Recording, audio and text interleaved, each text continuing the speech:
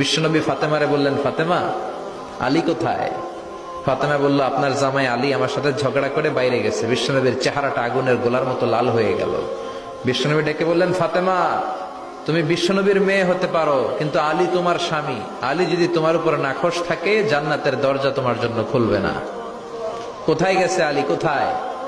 বললেন যে মসজিদে নববীতে গেছে। বিশ্বনবী যে দেখলেন বালির উপরে আলী শুয়ে আছে। বিশ্বনবী মজা করে ডাক দিলেন, ইয়া আবা তোরাব। তোরাব অর্থ বালি, তোরাব মানে কি? বিশ্বনবী ডাক দিলেন, ইয়া আবা তোরাব, মানে হে বালির বাবা আলী, ওঠো। এখন আলী ওঠে না, রাগ করে আসে।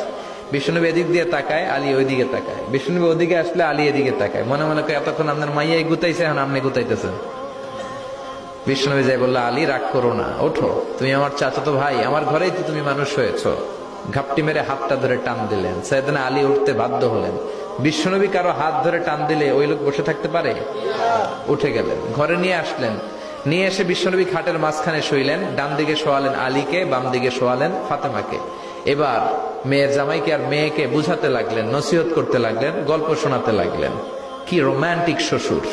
এরকম রোমান্টিক শ্বশুর পৃথিবীতে দ্বিতীয়টা খুঁজে পাওয়া যাবে? সুবহানাল্লাহ পড়েন। বিশ্বনবীর কাজই ছিল ঝগড়া লাগলে এরকম মিলায়া দেওয়া। কি করা? মিলায়া দিবেন। সমাজে অনেকে আছে ঝগড়া লাগলে আরো লাগায়া দেয়, আছে না নাই?